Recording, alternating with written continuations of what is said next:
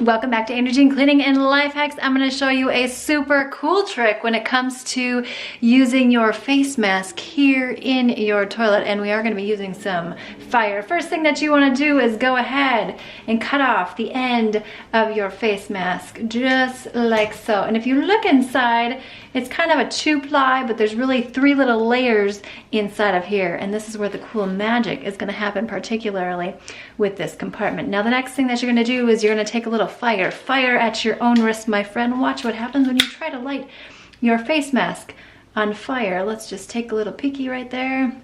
Do do do do do do do do do do. It doesn't really light on fire now, does it? No, we're just gonna let that cool for just a second.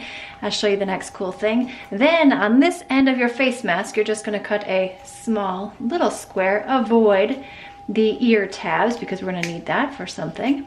And then what you're going to do is you're gonna go ahead and grab whatever yummy goodness that you desire. For me, I'm gonna be using these right here. Do you know what these are? Let us know in the comments box below if you do.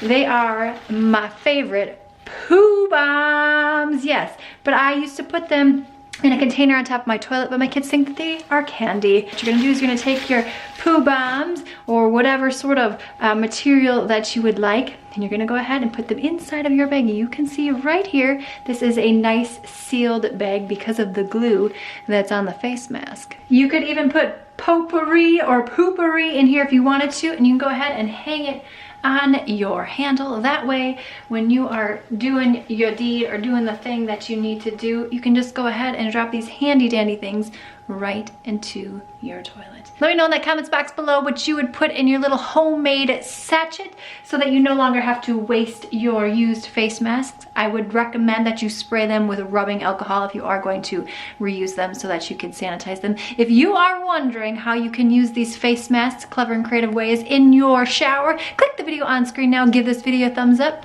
and I will see you, my friend, in the next one.